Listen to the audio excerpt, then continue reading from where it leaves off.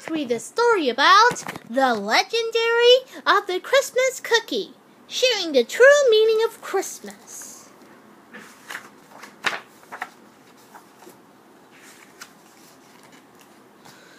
In the distance, Jack heard a lonely cry of the train whistle. He leaned into the icy wind and crossed the railroad tracks toward home.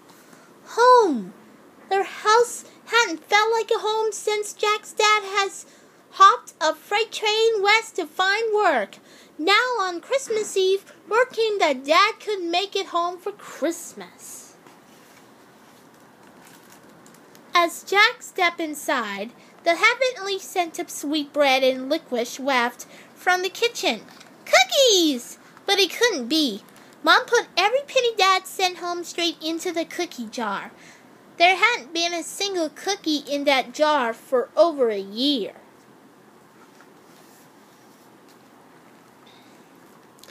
Jack! Mom called.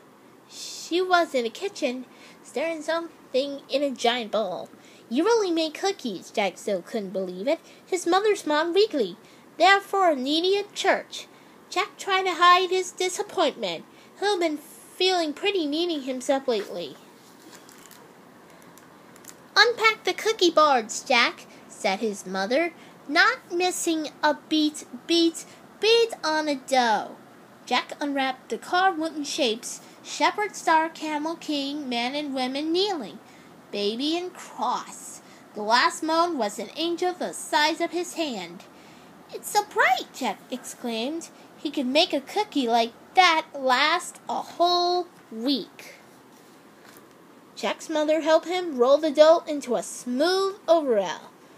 It was hard work. Why are we going to so much trouble to make Christmas cookies people are just going to eat anyway? Jack asked. His mom picked up the big angel mold and dusted it with the flour. Maybe it's time you heard why people first started making Christmas cookies. Jack watched as his mother pressed the angel board into the dough. The story goes back hundreds of years, she began. Back to the Middle Ages. In the old country where your father's people lived, times were hard. Jack rolled another batch of dough and wondered if times in the Middle Ages had been harder than they were right now, and if boys missed their fathers like he missed his. The villagers couldn't afford school, so most couldn't read. As Christmas drew near, one family longed to help the neighbors discover the true meaning of Christmas. Let's carve figures to tell the story of Christ's birth, the father of woodcarver suggests. But the villagers are hungry, his wife pointed out. We should bake for them. So the family worked together. The woodcarver whittled, scooped out wood until it formed the shape of an angel. He finished all the figures. Then his wife mixed wheat dough to fill the molds. When the cookies were done, the children decorated them with berries and colored sugar. On Christmas Eve, the woodcarver's family carried the cookies to the village. Soon a crowd gathered. As his daughter held up the angel cookie, the woodcarver began, Long ago, an angel like this one brought us the most wonderful news. Today in the town of David, a Savior has been born to you. He is Christ the Lord. They recounted the whole story of Jesus' life as they handed out cookies to amazed listeners. Ever since that night, generations have passed down the art of making Christmas cookies and of telling the story of the true meaning of Christmas. At the Christmas Eve service, Jack thought of the woodcarver's family when the pastors read the same passage for Luke, the angel's announcement to the shepherds. As Jack stood to sing, Hark, the herald angels sing, his gaze fell on the stained glass window. All of the figures were there, the star, the shepherd, Mary, Joseph, and baby Jesus, and above them was the angel. The window told the whole story, just like the Christmas cookies. That night, Jack dreamed of giant Christmas cookies. When he awoke, his mother was waiting. Merry Christmas, Jack! She handed him a big angel cookie. For me, Jack hugged his mother, but before he could take a bite, there was a knock at the door. Jack froze. His mother raced past him to enter the door. It would be just like that to surprise them and show up on Christmas morning. An old man stood in the doorway. "Could you spare a stranger a bit to eat?" he asked. Disappointment choked on Jack's words and made his eyes water.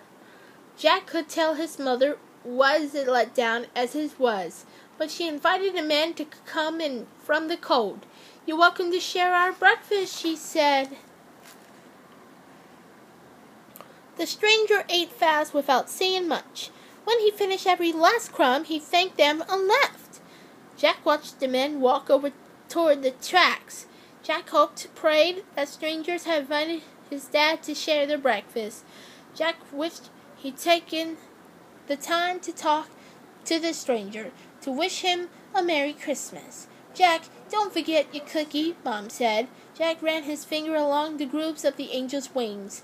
He could almost hear the old wood carver. "That's it," he exclaimed. Jack tore out of the house and ran to catch up with the stranger. "What's this?" asked the stranger, taking the cookie Jack offered him. "It's yours," Jack explained, "and there's a story that goes with it." Right then, beside the railroad tracks, under a gray sky with the promised snow, Jack began. "Long ago, an angel like this one brought us the most wonderful news. Today in the town of David Sefer had been born to you. He is Christ the Lord." The original Christmas cookie. In the Schwaben region of southern Germany, Austria, and Switzerland, cookie boards called Spangler molds were carved by craftsmen into shapes. In the Middle Ages, the shapes were mainly religious. These cookies are still made today either by placing dough in a mold or by rolling on the dough and printing it with specially designed rolling pins. The end.